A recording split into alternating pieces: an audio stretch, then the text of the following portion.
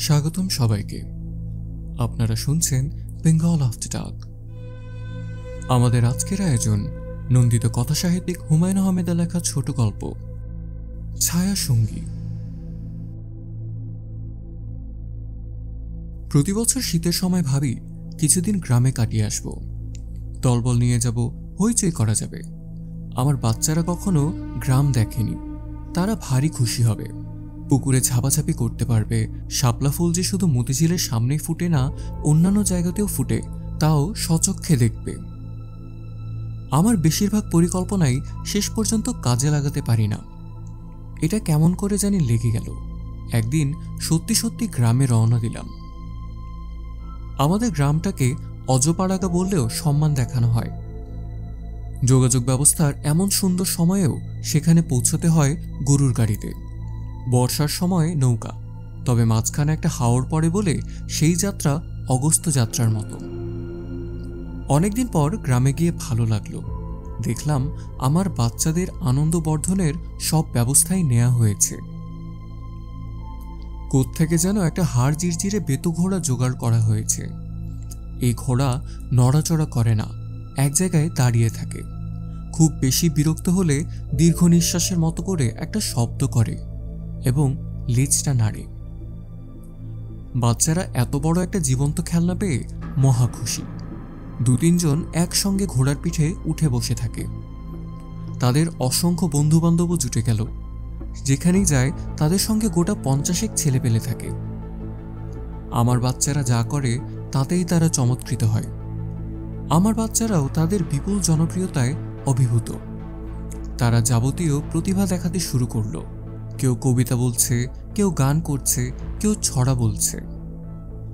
আমি একগাতা বই সঙ্গে করে নিয়ে গিয়েছিলাম। আমার পরিকল্পনা পুরোপুরি বিশ্রাম নেওয়ার, শুয়ে বসে বই পড়া, খুব বেশি ইচ্ছে করলে খাতা কলম নিয়ে বসা।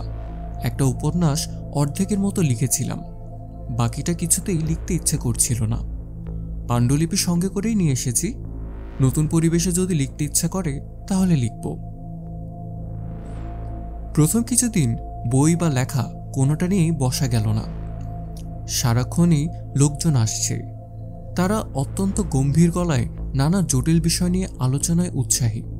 এসেই বলবে, দেশের অবস্থাটা কি কন দেহি ছোট মিয়া, বড়ই চিন্তাযুক্ত আছি।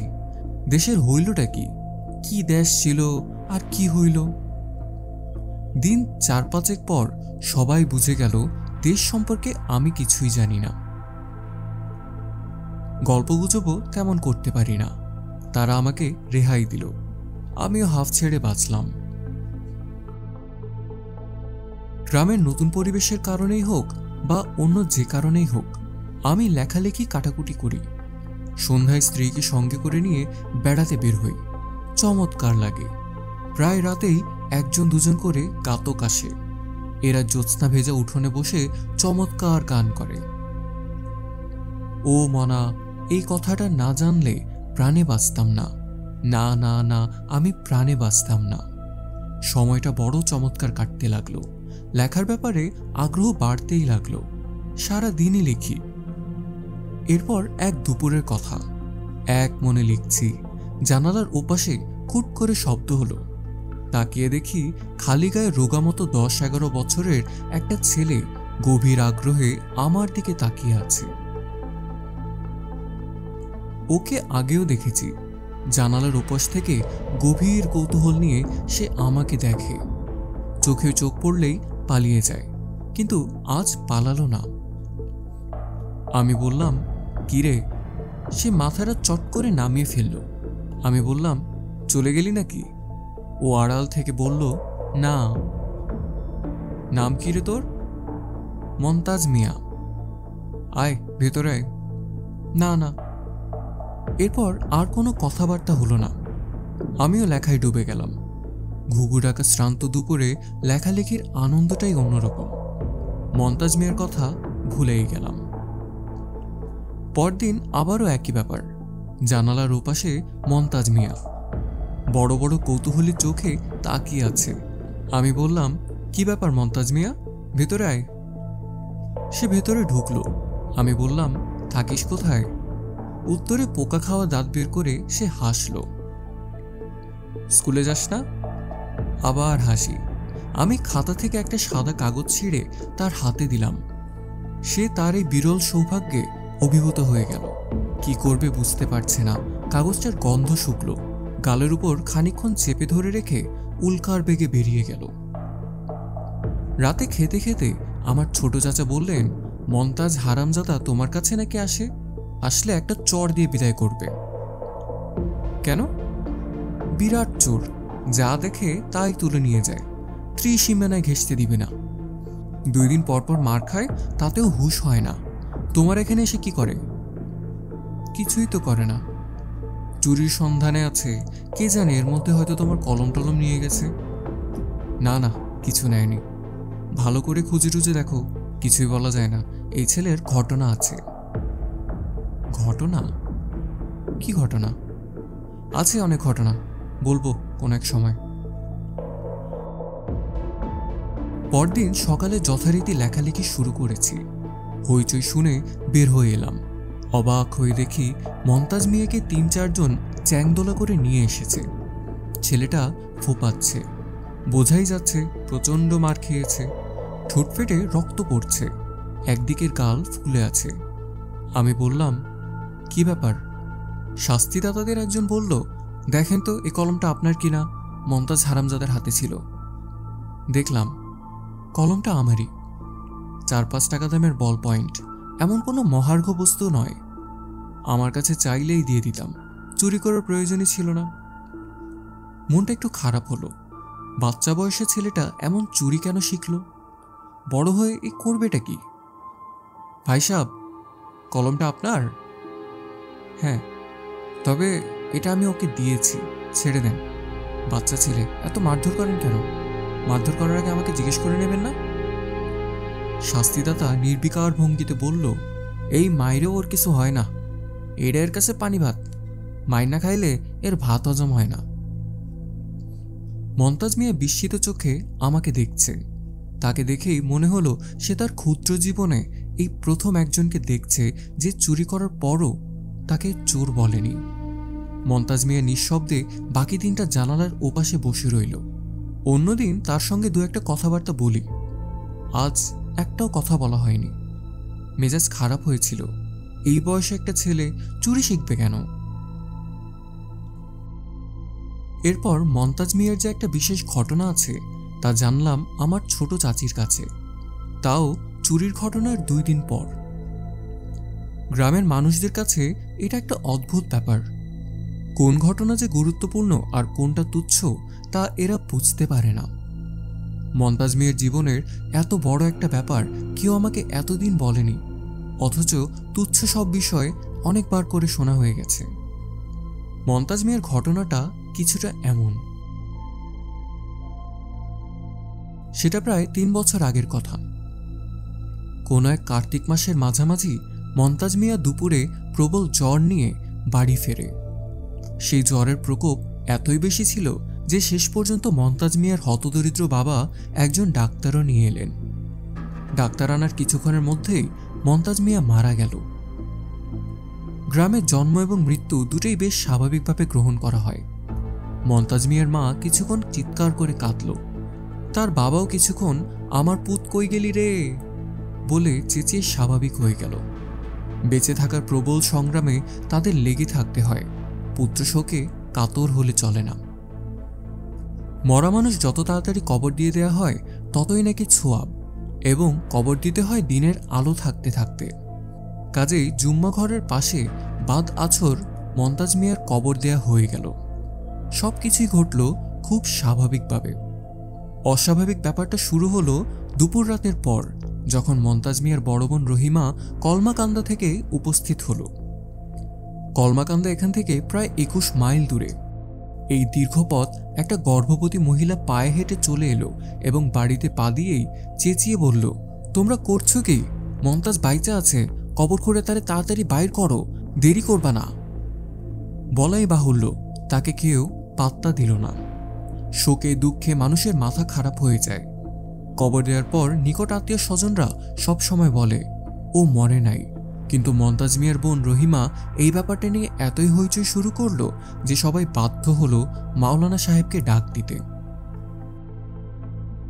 রহিমা মাওলানা সাহেবের পায়ে গিয়ে পড়ল, কাঁদতে কাঁদতে বলল, মমতাজ বাইচা আছে, আপনি এরে বাঁচান, আপনি না বললে কবর খুঁড়ত না, আপনি রাজি না হওয়া পর্যন্ত আমি আপনার পাও ছাড়ব না। মাওলানা সাহেব অনেক চেষ্টা করেও রহিমাকে ঝেড়ে ফেলতে পারলেন না। রহিমা বজ্র আটুনিতে পা ধরে বসে রইল। মাওলানা সাহেব বিরক্ত হয়ে বললেন, বাইচা আছে বুঝলা কেমনে? রহিমা ফোপাতে ফোপাতে বলল, আমি জানি।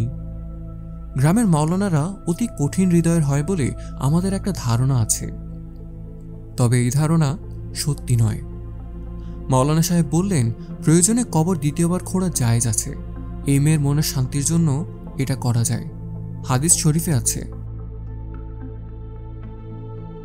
এরপর কবর খোঁড়া হলো। ভয়াবহ দৃশ্য। মমতাজ মিয়া কবরের পাশে হেলান দিয়ে বসে আছে, পিটপিট করে তাকাচ্ছে। হঠাৎ চোখে প্রবল আলো পড়ায় চোখ মেলতে পারছে না। কাফনের কাপড়ের এক খণ্ড লুঙ্গির মতো পেঁচিয়ে পড়া, অন্য দুটি খণ্ড সুন্দর করে ভাঁজ করে রাখা। এরপর অসংখ্য মানুষ জমা হয়েছে। এই অবিশ্বাস্য দৃশ্য দেখে কারো মুখে কোনো কথা সরল না। মাওলানা সাহেব বললেন, কিরে মমতাজ? মমতাজ মৃদু স্বরে বলল, পানির পিয়াস লাগছে। এই হচ্ছে মমতাজ মিয়ার গল্প। আমি আমার এই জীবনে অদ্ভুত অনেক গল্প শুনেছি, এরকম গল্প কখনো শুনিনি। ছোট চাচাকে বললাম, মমতাজ তারপর কিছু বলেনি? অন্ধকার কবরে জ্ঞান ফিরবার পর সে কি দেখলো না দেখলো এইসব? ছোট চাচা বললেন, না, কিচ্ছু কয় নাই, হারামজাদা বিরাট বচ্চা। জিজ্ঞেস করেননি কিছু? কতজনে কত কিছু জিজ্ঞেস করছে। এক সাংবাদিকও আসছিল, ছবি তুললো, কত কথা জিজ্ঞেস করলো, একটা শব্দও করে না, হারামজাদা বদের হাড্ডি। আমি বললাম, কবর থেকে ফিরে এসেছে, লোকজন তাকে ভয় টয় পেত না? প্রথম প্রথম পাইতো, তারপর আর না। আল্লাহ তালার কুদরত, আল্লাহ তালার কেরামতেই আমরা সামান্য মানুষ কি বুঝবো কও? তা তো বটেই। আপনারা তার বোন রহিমাকে জিজ্ঞেস করেননি সে কি করে বুঝতে পারলো মমতাজ বেঁচে আছে? জিজ্ঞেস করার কিছু নাই, এটাও তোমার আল্লাহর কুদরত, উনারই কেরামতি। ধর্মকর্ম করুক বা না করুক, গ্রামের মানুষদের আল্লাহ তাআলার কুদরত এবং কেরামতির উপর অসীম ভক্তি। গ্রামের মানুষদের চরিত্রে চমৎকার সব দিক আছে। অতি তুচ্ছ ঘটনা নিয়েও এরা প্রচুর মাতামাতি করে, আবার অনেক বড় বড় ঘটনা হজম করে। দার্শনিকের মতো গলায় বলে, আল্লাহর কুদরত। আমি ছোট চাচাকে বললাম, রহিমাকে একটু খবর দিয়ে আনানো যায় না? ছোট চাচা বিস্মিত হয়ে জিজ্ঞেস করলেন, কেন? কথা বলতাম। খবর দেওয়ার দরকার নেই, এমনি আসবে। এমনি আসবে? কিন্তু কেন? ছোট চাচা বললেন, তুমি পোলাপান নিয়ে আসছো, চারিদিক খবর গেছে, এই গ্রামের যত মেয়ে বিয়ে হয়েছে সব অহন নায়র আসবে, এটাই নিয়ম। আমি অবাক হলাম, সত্যি সত্যি এটাই কি নিয়ম? গ্রামে কোনো বিশিষ্ট মানুষ আসা উপলক্ষে গ্রামের সব মেয়েরা নায়র আসবে? বাপের দেশে আসার এটা তাদের একটা সুযোগ, এই সুযোগ তারা নষ্ট করবে না। আমি আগ্রহ নিয়ে জিজ্ঞেস করলাম, কেউ কি এসেছে? আসবো না মানে? গ্রামের একটা নিয়ম শৃঙ্খলা আছে না? আমি ছোট চাচাকে বললাম, আমাদের উপলক্ষে যেসব মেয়েরা নায়র আসবে তাদের প্রত্যেকে যেন একটা করে দামি শাড়ি উপহার দেওয়া হয়, আর একদিন খুব যত্ন করে যেন দাওয়াত খাওয়ানো হয়। ছোট চাচা এটা বিশেষ পছন্দ করলেন না, তবে তার রাজি না হয়েও কোনো উপায় ছিল না। আমাদের জমি জমা তিনি দীর্ঘদিন দখল করে আছেন। গ্রামের নিয়ম মতো একসময় রহিমাও এলো, সঙ্গে 4টা ছোট ছোট ছেলে মেয়ে। হতদরিদ্র অবস্থা, স্বামীর বাড়ি থেকে সে আমার জন্য 2টা ডালিম নিয়ে এসেছে। আমার স্ত্রী তাকে খুব যত্ন করে খাওয়ালো। খাওয়া শেষে তাকে একটা শাড়ি দেয়া হলো। মেয়েটা অভিভূত হয়ে গেল। এরকম একটা উপহার বোধহয় তার কল্পনাতেও ছিল না। তার চোখ দিয়ে টপ টপ করে পানি পড়তে লাগলো। আমি তাকে আমার ঘরে ডেকে নিলাম। কোমল গলায় বললাম, কেমন আছে রহিমা? রহিমা ফিসফিস করে বলল, ভালো আছি ভাইজান। শাড়ি পছন্দ হয়েছে? পছন্দ হইব না মানে কি কন ভাইজান, এত দামি জিনিসকে আমরা কোনোদিন চোখে দেখছি? তোমার ভাইয়ের ব্যাপারটা জানতে চাচ্ছিলাম। তুমি কি করে বুঝলে তোমার ভাই বেঁচে আছে? রহিমা অনেকক্ষণ চুপ করে থাকলো, তারপর বলল, কি করে বুঝলাম আমি নিজেও জানি না ভাইজান। মৃত্যুর খবর শুই না দৌড়াইতে দৌড়াইতে আসছি, বাড়ির উঠানে পাও দিতে মনে হইল মন্তাজ তো বাইচা আছে। কি জন্য মনে হলো জানি না ভাইজান, খালি মনে হইল। এরকম কি তোমার আগেও হয়েছে? মানে কোনো ঘটনা আগে থেকেই কি তুমি বলতে পারো? যে না। মন্তাজ তোমাকে কিছু বলেনি? জ্ঞান ফিরে সে কি দেখলো বা কি মনে হলো? যে না। জিজ্ঞেস করনি? করছি, হারামজাদা কথা কয় না। রহিমা আরো কিছুক্ষণ বসে পানটান খেয়ে চলে গেল। আমার টানা লেখালেখিতে যেন ছেদ পড়ল, কিছুতেই আর লিখতে পারছিলাম না। সবসময় মনে হচ্ছিল বাচ্চা একটা ছেলে কবরের বিকট অন্ধকারে জেগে উঠে কি ভাবল, সে কি দেখল, তখন তার মনের অনুভূতি কেমন ছিল। মন্তাজ মেয়েকে জিজ্ঞেস করতে ইচ্ছা করে, আবার মনে হয় জিজ্ঞেস করাটা কি ঠিক হবে। সবসময় মনে হয় বাচ্চা একটা ছেলেকে ভয় স্মৃতি মনে করিয়ে দেওয়াটা অন্যায় কাজ। এই ছেলে নিশ্চয়ই প্রাণপণে এটা ভুলতে চেষ্টা করছে বলেই কাউকে কিছু বলতে চায় না। তবু একদিন কৌতূহলের কাছে পরাজিত হলাম। দুপুরবেলা গল্পের বই নিয়ে বসে আছি। পাড়াগার ঝিম ধরা দুপুর, একটু যেন ঘুম ঘুম আসছে। জানালার বাইরে খুট করে শব্দ হলো, তাকিয়ে দেখি মন্তাজ। আমি বললাম, কিরে, কি খবর মন্তাজ? ভালো। বোন আছে না চলে গেছে? গেছে গা। আয় ভেতরে আয়। মন্তাজ ভেতরে চলে আসলো। আমার সঙ্গে তার ব্যবহার এখন বেশ স্বাভাবিক, প্রায় খানিকটা গল্পগুজব হয়। মনে হয় আমাকে সে খানিকটা পছন্দও করে। এসব ছেলেরা ভালোবাসার খুব কাঙ্গাল হয়। অল্প কিছু মিষ্টি কথা, সামান্য একটু আদর, এতেই তারা অভিভূত হয়ে যায়। এই ক্ষেত্রেও তাই ঘটেছে বলে আমার ধারণা। মন্তাজ এসে খাটের এক প্রান্তে বসল, আড়ে আড়ে আমাকে দেখতে লাগলো। আমি বললাম, তোর সঙ্গে কয়টা কথা বলি কেমন? আচ্ছা। ঠিক মতো জবাব দিবি তো? আচ্ছা মন্তাজ, কবরে তুই জেগে উঠেছিলি, তোর মনে আছে? জি আছে। যখন জেগে উঠলি তখন কি ভয় পেয়েছিলি? না। না কেন? মন্তাজ চুপ করে রইল, আমার দিক থেকে অন্যদিকে চোখ ফিরিয়ে নিল।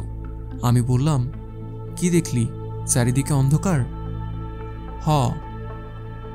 কেমন অন্ধকার? মন্তাজ এবার কোনো জবাব দিল না, মনে হচ্ছে সে বিরক্ত হচ্ছে। আমি বললাম, কবর তো খুব অন্ধকার, তবু ভয় লাগলো না? মন্তাজ নিচু স্বরে বলল, আরেকজন আমার সাথে আসিল, সেজন্য ভয় লাগে নাই। আমি চমকে উঠে বললাম, আরেকজন ছিল মানে? আরেকজন কে ছিল? চিনি না, অন্ধকারে কিছু দেখা যায় না। ছেলে না মেয়ে? জানি না। সে কি করলো? আমারে আদর করলো আর কইল কোনো ভয় নাই। কিভাবে আদর করলো তা তো মনে নাই। কি কি কথা বলল সে? মজার কথা, খালি হাসি আসে। বলতে বলতে মন্তাজ মিয়া ফিক করে হেসে ফেলল।